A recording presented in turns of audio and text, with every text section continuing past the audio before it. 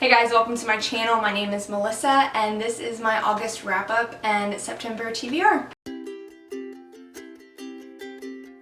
I read very little in the month of August. I moved into my own apartment at the beginning of the month and the rest of the month was just me getting settled with my dog, getting her adjusted to the apartment life.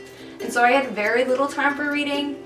And I only read 3 books, which honestly I'm happy with, especially with how busy my month was. I'm surprised that I even read that many.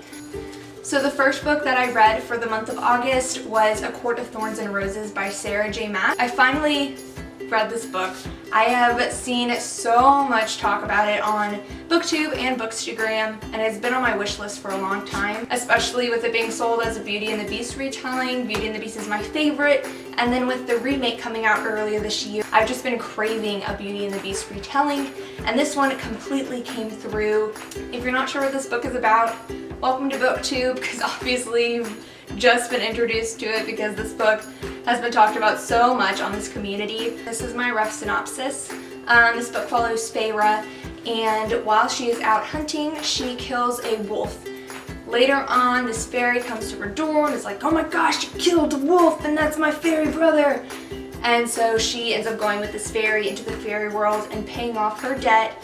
The first 3/4 of this book, I would say, is a Beauty and the Beast retelling, but the last fourth just takes this dark turn, which I loved, because there's only so much you can do with the Beauty and the Beast retelling. And for the series to continue, she really had to get away from that Beauty and the Beast retelling, and she totally did with this unexpected turn that was so dark and beautiful. I absolutely loved the twist that it took, and I am so excited about getting into the next book, A Court of Mist and Fury. I ended up giving this book 4 out of 5 stars. While I enjoyed the Beauty and the Beast retelling aspect of it, there were parts that were really slow and I found myself kind of phasing out while reading. The next book that I read is When the Future Comes Too Soon by Selena Siak-Chin-Yok. I am 1000% positive that that is not how the name is pronounced, and I am sorry for that mispronunciation. This book was sent to me by the publisher, so thank you so much for sending this to me. I rated this book 3.5 out of 5 stars. While I did enjoy it, the ending of it just completely took away from all of the positive character development that was taking place during the first half of this book. This book follows a woman who is living in a Japanese-occupied town during World War II, which is a part of World War II that I really have not read about before, and that was very interesting and educational. And while I enjoyed that bit of the story and following our main character who carries her family along day to day in this Japanese-occupied city, there was a subplot of insta-love, and it was just very unbelievable. And as it became more of a main plot point, I felt that it took away from the strong characteristics of our main character.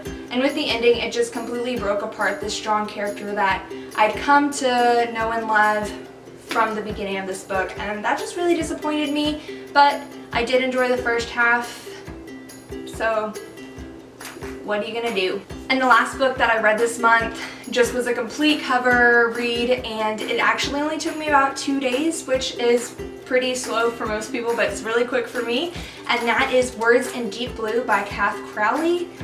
I loved this book. I am very picky when it comes to YA contemporary, and this was just the perfect YA contemporary. It was so good. This book follows Rachel, and Rachel is in love with her best friend Henry, whose parents own this secondhand bookstore, and before she moves, she leaves him a letter inside one of his favorite books, confessing her love to him and telling him to call her whenever he gets this note. Years pass, and Rachel and her mom suffer this tragedy of her brother drowning, which takes away from Rachel's love for the ocean and the water, and she ends up moving back to her hometown in hopes of running away from that grief. When she moves back, the job that she had been promised ends up falling through, and she gets a job at Henry's family bookstore, where she works side by side with Henry, and it is just, it was so cute.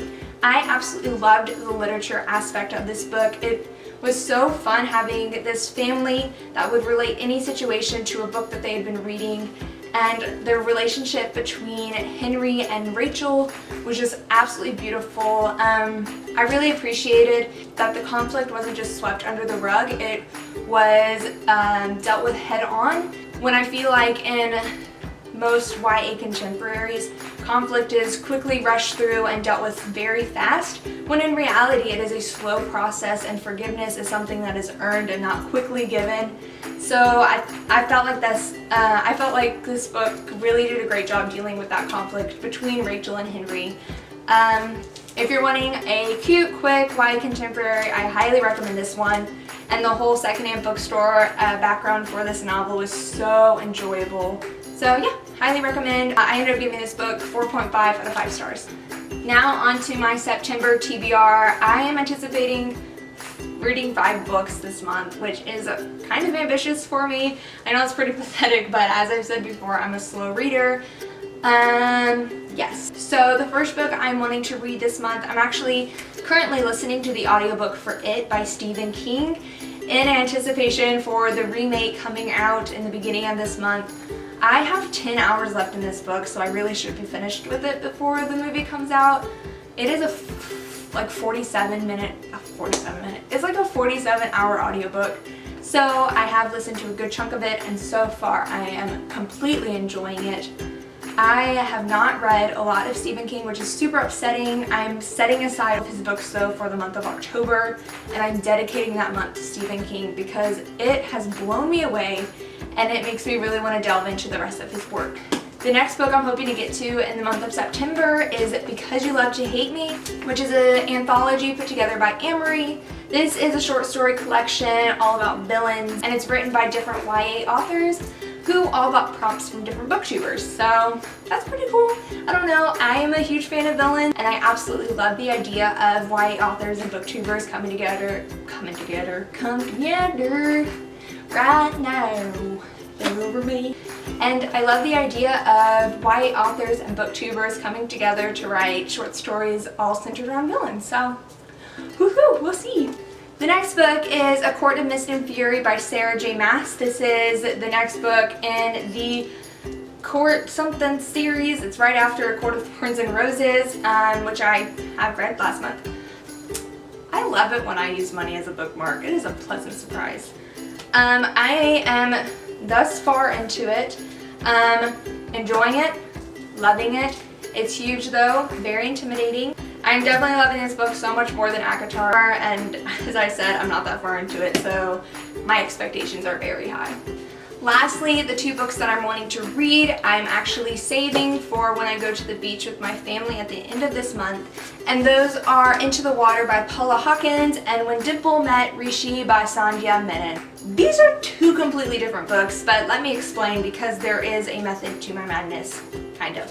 I have been saving this book for this trip to the beach, but I was kind of impatient because this cover is beautiful and I started reading it, and within the first chapter, like I'm not even kidding, the first chapter, well okay that's a lie, I am kidding.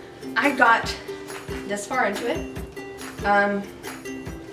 12 pages, and I was reading this character as a man, thinking that he was going after the murder of his sister. Then this character introduced himself as the sister of the woman who was killed, and it completely threw me off. The voice that I had been reading this in my head as was a man's voice, and so I was like, okay, it's a girl, switch voice, and it didn't happen, and I was completely freaking out because it was still a man's voice in my head, but I knew it was the sister, and I was so confused. So I put it down, was like, I'll revisit this in a month at the beach, but I don't know, I've not had any desire to pick it up again. I really enjoyed her last book, The Girl on the Train, and so I had really high expectations for this, but that just kind of threw me off, which I know is super pathetic, but it's true. But at the beach, I'm like, I kind of want to read a mystery thriller, but I don't know, so yeah, I don't know if I'll end up picking this one up. I really want to though because this cover is so beautiful and I really like The Girl on the Train. I probably will pick it up. I'm just making a big deal out of my bad attention to details. But yeah, so this is one of my books that I'm going to be bringing to the beach. And then I'm bringing When Dimple Met Rishi. I just think it's going to be a really quick read for me. I've only heard good things about it. I'm very confused on the plot. I believe this follows Dimple and Rishi, and they're put up in arranged marriage, and one of them isn't for it and the other one is, and they meet at a coding camp and they don't know who the other one is. I really don't know, but I really love the cover, and the whole love-hate relationships are my favorite. So I think I'll really enjoy this, and I feel like I could get through it pretty quickly while I'm at the beach. Okay, I know I said that those were my last 2 books, but I lied. I am also currently reading The Last to See Me by M. Dressler. This was sent to me by Skyhorse Publishing, so thank you so much for sending this to me. I love this book so far. I am 50 pages in, and this is such a unique book. This book follows the ghost of Emma Rose, who is haunting this mansion which she had been working at before she passed away. And now the mansion is up for sale, and she's following the realtor around as she's showing this house. And one of the couples that the realtor is showing the house to, Emma overhears them talking trash about the mansion and this realtor who Emma has kind of grown to appreciate, and she's pissed off, and she ends up like closing the door of this pantry that they're in and freaking this couple out in hopes that it'll scare them off. But instead it makes them determined to buy this mansion and to get rid of Emma's ghost. This book is so interesting because it is from the perspective of Emma. So you're getting her perspective as she follows this realtor around, and you're getting her thought processes while she is doing these paranormal activities towards these people. I don't know, I've never read a book from the perspective of a ghost, so a very unique point of view that I'm really enjoying so far. But as I said, I'm only 50 pages in, so I don't know. So far, I'm enjoying it. Alright, that is my wrap up and TBR. Thanks guys so much for watching. If you like this video, be sure to give it a thumbs up and hit that subscribe button to see more of my videos. I'm not sure how consistent my uploading will be. I'm hoping to at least get a video up once a week, but with my work schedule kind of being all over the place right now, I don't really have set days, so yeah. Also, be sure to follow my Instagram for pictures of books and my sister and just updates on my life. Thanks again so much for watching. I hope you all have a lovely day, and you should go read books now. Okay.